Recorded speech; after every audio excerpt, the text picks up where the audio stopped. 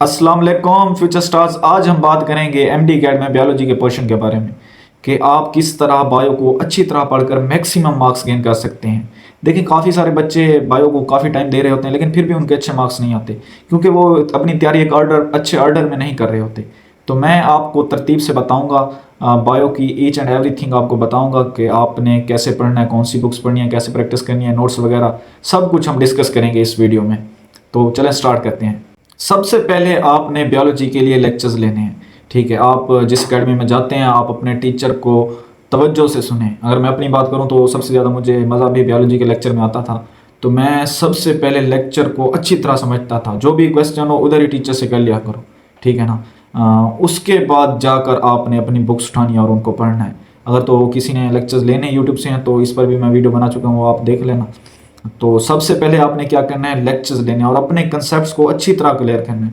अगर तो कोई कन्फ्यूजन है आपकी तो आप अपने टीचर से उसी टाइम पूछ लें। ठीक है, तो फिर जाकर आपने अपनी बुक्स उठानी है और रीडिंग करनी है। अब बात करते हैं बायो की बुक्स के बारे में। तो सबसे पहले बायो की जो मेन बुक है आपकी, वो आपके प्रोवेंस की बुक ही है। ठीक है, आपने अपने प्रोवेंस की बुक को अच्छी तरह तैयार करना है। लाइक अगर आप पंजाब से हैं तो आपने पीडीबी को फॉलो करना है अच्छी तरह। पीडीबी को लाइन बाय लाइन पढ़ना है आपने और इसके कंसेप्ट को अच्छी तरह तैयार करना है। इसके अलावा जो आपने बुक पढ़नी है बायो के लिए वो है फेडरल की बुक। उसमें भी बायो को काफ़ी अच्छा बयान किया गया है और मोस्टली अगर आप अपने प्रोवेंस की बुक को फॉलो करो इसके साथ फेडरल, तो बायो की आपकी प्रिपरेशन पूरी हो जाती है।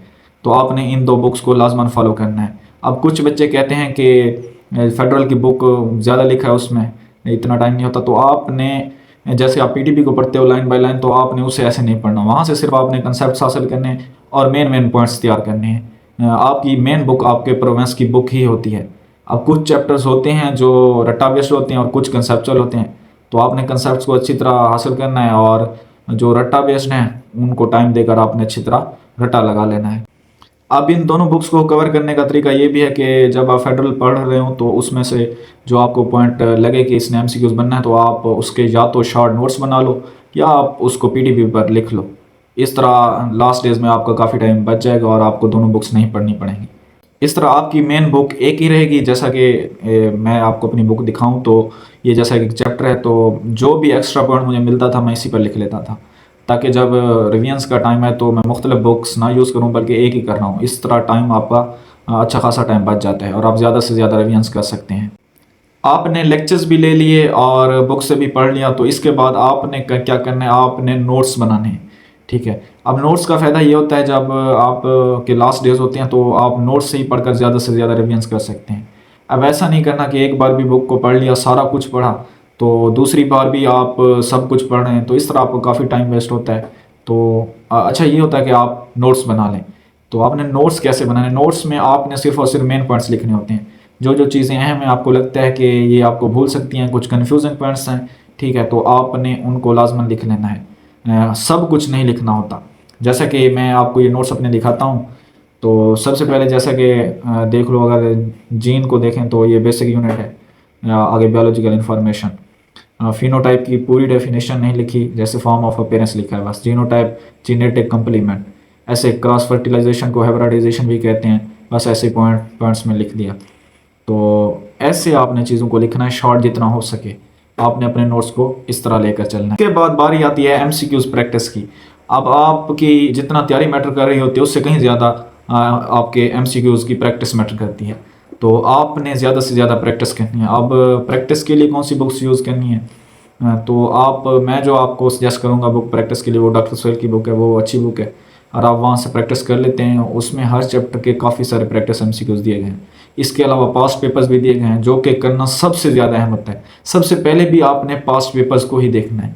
अब पास्ट पेपर करने का क्या फ़ायदा होता है, पास्ट पेपर जब आप करते हैं तो आपको अंदाज़ा हो रहा होता है कि कैसे एमसीक्यूज बन के आते हैं और आपकी तैयारी कितना है। सब कुछ पास्ट पेपर से आप खुद को जज कर सकते हो। अगर आप अच्छी तरह पास्ट पेपर कर रहे हो तो आप खुद को जज कर सकते हो कि मैं किस मकाम पर ठहरा हूँ।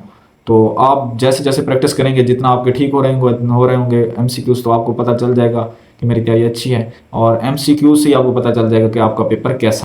फिर जो आपका एमसीक्यूज रॉन्ग हो तो आपने उसे देख लेना है और आपने देखना है कहाँ कमी कोताही हुई है। अगर आप इसके साथ कोई एडिशनल बुक करना चाहते हैं, आपके पास टाइम बच जाता है, तो फिर आप किप्स की बुक्स यूज़ करना, वो भी अच्छी बुक्स होती हैं। तो जितना ज़्यादा आप मेहनत करेंगे और प्रैक्टिस करेंगे एमसीक्यूज़ की, तो आपके माइंड में कंसेप्ट्स जो होंगे अच्छी तरह बैठेंगे, आपकी कंसेप्ट्स पर गिरफ्त अच्छी होगी। तो जब आपका एमडी कैट का पेपर आएगा तो आपको ज़्यादा मुश्किलात का सामना नहीं करना पड़ेगा। अपनी इस तैयारी के दौरान एक और काम जो आपने करना है वो ये कि आपने मिस्टेक नोटबुक भी बना लेनी है। अब जब आप एमसीक्यूज़ की प्रैक्टिस कर रहे होते हैं तो काफ़ी सारे एमसीक्यूज़ गलत होते हैं आपसे, तो उनके जो असल कंसेप्ट्स होते हैं तो आपने वो मिस्टेक नोटबुक पर लिख लेना है, ताकि बाद में आपसे सेम मिस्टेक बार बार ना हो। इस तरह आप इन मिस्टेक्स की भी रिवीजन करते रहें। जब आप ऐसे करेंगे, नोटबुक बना लेंगे और उसे पढ़ेंगे, तो आपसे दोबारा ऐसी मिस्टेक्स नहीं होंगी।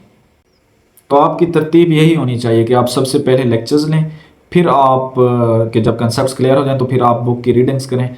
उसके बाद आप नोट्स बना लें, नोट्स जब बना लें तो फिर उसके बाद आप एमसीक्यूज़ की प्रैक्टिस करें। जो आपके एमसीक्यूज़ रॉन्ग हों, जो कंसेप्ट्स हों मिस्टेक नोटबुक उनकी बना लें। और इसके बाद जितना हो सके आप रिवीजन्स करें, क्योंकि बायो रिवीजन से बायो काफ़ी स्ट्रॉन्ग होती है आपकी।